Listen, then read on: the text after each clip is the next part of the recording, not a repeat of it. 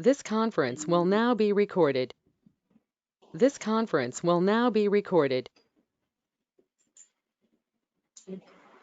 So already you have seen the nasal septum. Okay. Actually, still some of you people have doubt in the nose and the nasal septum. Actually, you can see this is the nose. You can see the nasal cavity, entire nasal cavity. This is the anterior nares. Okay. And you can see the purple color nasal septum, which divides the nasal cavity into two halves. This is one half, this is the another half. Okay, so this nasal septum forms the medial wall of the nose, and this part, what you are seeing, is the lateral wall of the nose. And you can see the posterior nasal apertures on either side. This is also otherwise called cone, which communicates with the nasopharynx here. Okay, so already we have seen the boundaries of the nasal cavity, roof floor, and the medial wall. Today we are going to see about the lateral wall of the nasal cavity. Okay, so if you see the next picture, this is the sagittal section of the head and neck. Okay, so in this you can see the medial wall of the nasal cavity. So this is the nasal septum. What the picture exactly you are seeing is the nasal septum. Okay, you can see the frontal arch sinus, spinal arch sinus. These are the bones taking part in the formation of the nasal septum, perpendicular plate of ethmoid, omen, and anteriorly by the septal cartilage. Okay. Then if you remove this layer, this nasal septum, the exact picture what you will get is the lateral wall of the nose. Okay, this is the lateral wall of the nose after removing the nasal septum. Even the mucous is stripped off from this. You can see only the bony part of the lateral wall of the nose. Okay, if you see the lateral wall of the nose, it is irregular. Okay, so it is so irregular because it has three self-like projections like this. You can see from above 1, 2, 3. Okay, so because of this, the lateral wall of the nose is irregular. Actually, the lateral wall of the nose is separated above from orbit. So here orbit will be there. So it is separated above from orbit. And actually, this part inside you have the maxillary sinus. Okay, and it is also separated from the lacrimal sac by the nasolacrimal tract. Okay, now we'll see the features of the lateral wall of the nose. Okay, so the lateral wall of the nose, if you see, it is made up of both bone and cartilaginous part, and it is also made up of soft tissue. Okay, so the skeleton of the lateral wall of the nose consists of bone, cartilage, and soft tissue. So first we'll see about the bony part of the lateral wall of the nose. Okay, so the first bone what you are seeing which contributes to the formation of lateral wall of the nose is the nasal bone. This pink color one is the nasal bone. So the next bone here is the frontal process of the maxilla. Okay, and the next one will be the ethmoid bone, labyrinth of ethmoid with the superior and middle nasal concha. Okay, and the fourth one, what you can see in between frontal process of maxilla and labyrinth of ethmoid, you can see the lacrimal bone. This is the lacrimal bone. Okay, and next one will be the inferior concha, which is an independent bone. Okay, which lies 1.25 centimeter in front of the auditory tube opening here. Okay, and the next bone what you are seeing here is the medial pterygoid plate, which is a part of sphenoid bone. And this one here is the perpendicular plate of the palatine bone. Okay, this yellow color bone is the perpendicular plate of palatine bone. And so these are the bones contributing to the formation of the lateral wall of the nose. Okay, so the one by one I am repeating. So nasal bone, frontal process of maxilla, labyrinth of ethmoid with superior and middle nasal concha. Okay, and you have the lacrimal bone here between frontal process and labyrinth of ethmoid, inferior nasal concha, and here is the perpendicular plate of the palatine bone, medial pterygoid plate. Okay, then if you see the cartilaginous part, what are the cartilages take part in the formation of the lateral wall of the nose? So they are called as nasal cartilage. So what are the nasal cartilages? So you have the superior nasal cartilage here and inferior nasal cartilage, and other than this you have small alar cartilages also. So three cartilages takes place in formation of the lateral wall of the nose. One is the superior nasal cartilage, other one is the inferior nasal cartilage, and third one is the alar cartilages. Okay, these alar cartilages are not a single piece, so there are 3 or 4 small alar cartilages which contribute to the formation of the lateral wall of the nose. Okay, so with this I have finished the formation of the lateral wall of the nose. So next we'll see the picture. You can see the same picture, but the lacrimal bone is clearly shown in this picture. Green color one is the ethmoid. Okay, this is the inferior concha. Now you can see a space between this middle concha and the inferior concha. This space is the maxillary hiatus. Okay, you can see the maxillary hiatus here, and this foramen here is the uh, sphenopalatine foramen. And one more thing, you can see the sphenoidal sinus is opening here through a recess here, sphenoethmoidal recess. Actually, the maxillary hiatus is a larger opening in the maxillary bone along the medial wall of the maxilla. Okay, so actually this maxillary hiatus is reduced into smaller size by the following bones. What are the bones? You can see the lacrimal bone, and here the uncinate process of the ethmoid and the perpendicular plate of the palatine bone and inferior concha. So these are the 4 bones which reduces the size of the maxillary hiatus into smaller size. Actually, if you see, the maxillary hiatus size will be larger, but these 4 bones, they reduce the size into smaller. Okay, and only a small opening will be seen in the middle meatus. Okay. So with this, I'll proceed into the subdivisions of the lateral. Okay. So the lateral wall of the nose is subdivided into 3 parts. Okay. So the first part is the anterior part, which is called as the vestibule. Okay.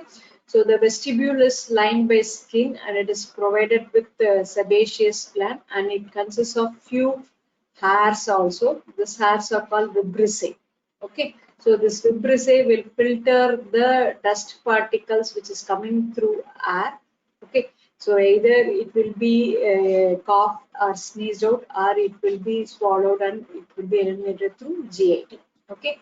And the next, the middle part of the lateral wall is called as the atrium of the nose. This is a small, smoother part, and it is even the continuation of the anterior part of the middle meatus. Okay. So the posterior part of the lateral wall is called as concha or concave. Okay, concha is singular, concave is plural. Okay, so now the lateral wall is divided into 3 parts: anterior vestibule, middle atrium, and posterior concave. Okay, so the specialty of vestibule is it is provided with nasal hairs or vibrissae. Okay, so now in the next picture you can see clearly the nasal hairs which filter the dust particles entering through the air. Okay. Next, we'll go on to the concave of the lateral wall. Okay. So if you see the concave, there are 3 concas. One is the superior concha, and the next one is the middle concha. The third one is the inferior concha. The superior concha and middle concha are parts of labyrinth of ethmoid. Okay. So superior concha is the smallest one, and middle concha is the little bit larger than the superior concha, but the inferior concha, which is an independent pore, which is larger than the other 2 conchas. Okay, and if you see the space, you can see a space below the concha. You can see the spaces here. So the space below the concha are called as meatus. Okay, the space is called as the meatus. You can see the concha here, superior, middle, and inferior. The space below this is called as meatus. So there are 3 meatus here: superior meatus, middle meatus, and inferior meatus. Sometimes above the superior concha, there will be a space here. This is called suprameatus. Okay. So the space below the concha are called meatus. Okay. The supreme meatus will have a triangular recess. This is called as the sphenoethmoidal recess. Okay. Supreme meatus will have a triangular recess. This is called sphenoethmoidal recess. Okay. Now we'll go on to the inferior meatus. Okay. So the inferior meatus, if you see the space here, the concha and are cut. You can see the superior concha is cut, middle is cut, and inferior is cut. Now you can see the space below the concha. This is called the inferior meatus. So the inferior meatus is the largest of all three meatus. Okay. So which receives the opening of the nasolacrimal duct. Okay. And if you see the position of the inferior concha, the posterior margin, it lies exactly 1.25 centimeter in front of the auditory tube opening. This is the auditory tube opening. So this inferior concha lies 1.25 centimeter in front. Okay. Now, if you see this picture, okay, so the nasolacrimal duct where from it comes, okay, you can see the lacrimal apparatus. So you know the lacrimal gland through lacrimal ducts it drain the lacrimal secretion. So which is passed through the lacrimal canalicle, then it goes collected in the lacrimal sac. From the through nasolacrimal duct it drains into the inferior meatus. Okay, so now you know what is this name. The structure which is opening into the inferior meatus is the nasolacrimal duct. So through this excess tears are drained. Okay, now next we'll go on to the middle meatus of the lateral wall of ribs. So in this picture the middle concha is removed. Okay, so the middle meatus is the space below the middle concha is called middle meatus. So it consists of three specialized features. One is the you can see a rounded elevation below the middle concha. This is called ethmoidal bulla. Okay, so this ethmoidal bulla you can see openings here. So this ethmoidal bulla is mainly formed by the underlying middle ethmoidal air sinuses. Okay, and you can see a semilunar shaped depression here. This is called hiatus semilunaris. So it is nothing but a deep semicircular sulcus below the bulla. Okay, and if you see the anterior part of the hiatus semilunaris, it receives an opening of the frontal air sinus. So this is the frontal air sinus. You can see the probe is coming and opening here. Okay, so this is called as infundibulum. Okay, so the infundibulum is a short passage at the anterior end of the hiatus. So it is also otherwise called ethmoidal infundibulum. Okay, I think now you are clear about the features of the middle meatus. There are three important structures. One is the ethmoidal bulla produced by the underlying middle ethmoidal air sinus. Next, hiatus semicircularis just below the bulla, and the anterior end of the hiatus has a short passage that is called as the infundibulum. Okay, now you can see. So the frontal sinus through frontonasal duct it drains into the ethmoidal infundibulum, which opens into the anterior end of the hiatus semilunaris. Actually, this ethmoidal infundibulum not only drains the frontal air sinus, it also receives the opening of the anterior ethmoidal air sinus. Okay. Now this hiatus semilunaris, if you see in the middle, it receives the opening of the maxillary air sinus. It receives the opening of the maxillary air sinus. Okay. Now you can see in the ethmoidal bulla receives the opening of the middle ethmoidal air sinus. Okay. Now the four air sinuses are opening in the middle meatus. One is the frontal air sinus, anterior ethmoidal air sinus, maxillary air sinus, and middle ethmoidal air sinus. Okay. So next we'll go on to the openings of the middle ethmoidal middle meatus. So as I already said, it receives the maxillary sinus. The fourth one here is the maxillary, which is the largest of all paranasal air sinuses. Then if you see this, this one is the frontal sinus. Okay, and you can see the second one. This is the opening of the middle ethmoidal air sinus, and here you can see the opening of the anterior ethmoidal air sinus. Okay. So with this, we'll go on to the superior meatus. Okay. So the superior meatus is the space below the superior concha. Here superior concha is removed. Okay. So which is the shortest and shallowest of all three meatus. Okay. So in specimen, sometimes you cannot see the superior concha meatus because so if you when you're removing the brain, when you're doing the dissection of the orbit, if you cut the floor of the orbit little down, this superior concha meatus will be damaged. So you cannot see, okay, in most of the specimens. So now the superior meatus is the space below the superior concha, so which receives the posterior ethmoidal air sinus. Okay. So I think now you are clear about all the three meatus. So other than this, I said the space above the superior concha, this meatus is called supreme meatus. So it has a triangular fossa. So this fossa is called sphenoethmoidal recess. This is the sphenoethmoidal recess. So the posterior wall of the sphenoethmoidal recess receives the opening of the sphenoidal air sinus. This is the sphenoidal air sinus. So this will open into the posterior wall of the sphenoethmoidal recess. Okay. So I think now you're clear about the three conchae of the lateral wall of the nose. Okay.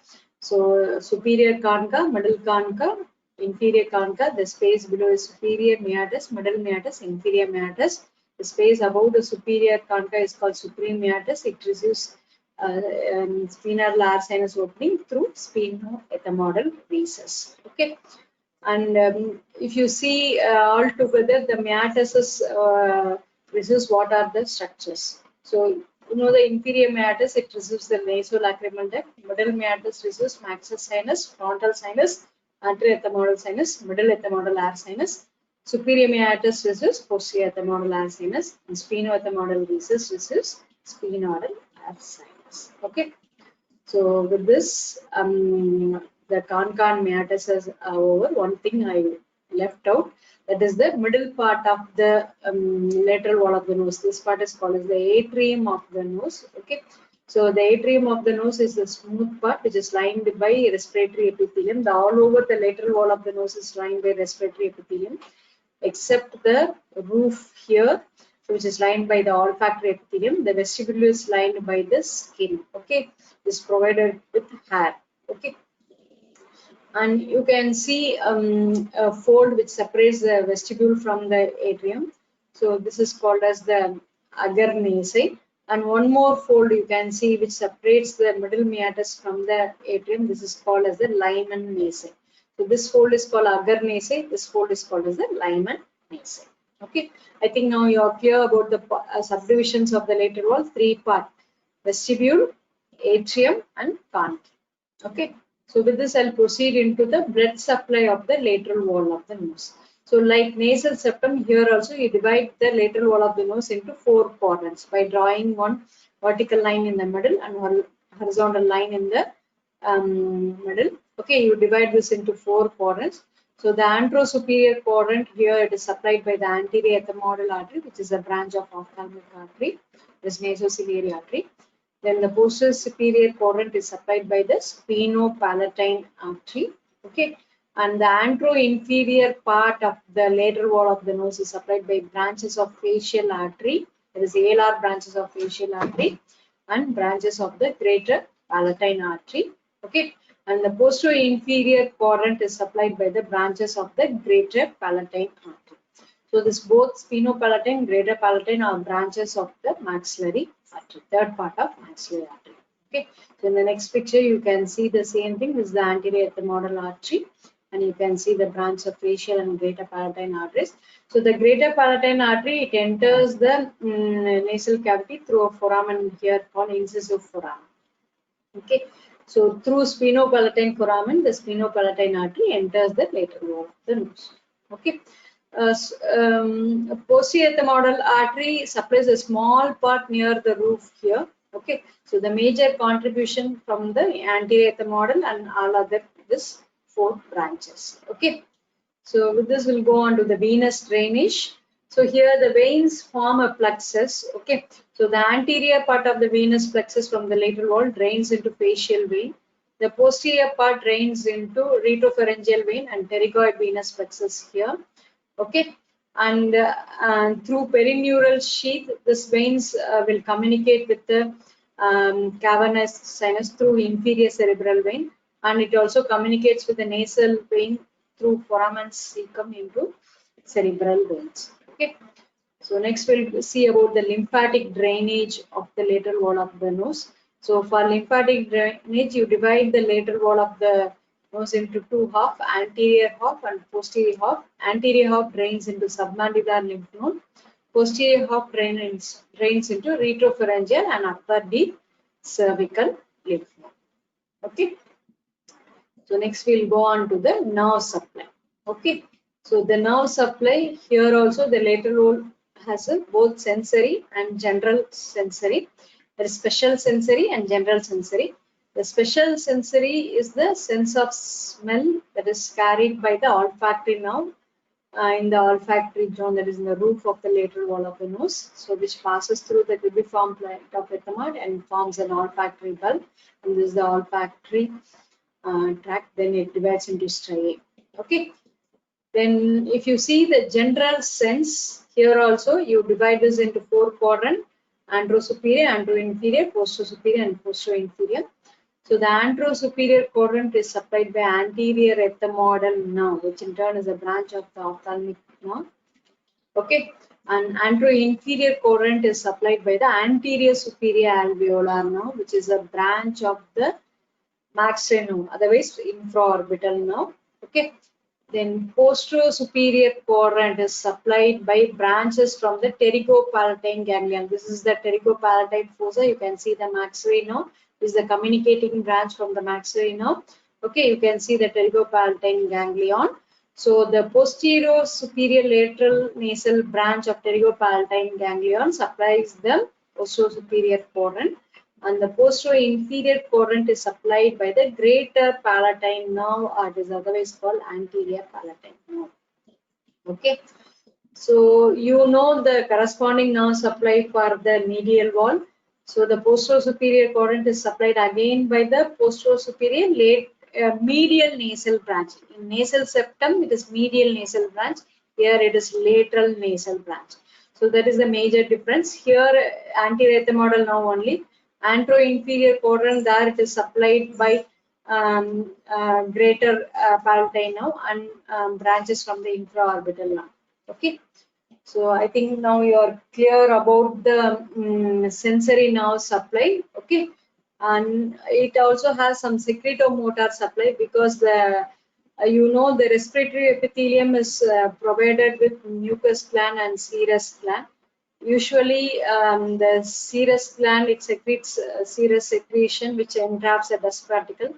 So the mucus glands usually keep the mucosa moist. Okay, and this glands derives the secretomotor fibers from the pterygopalatine ganglion.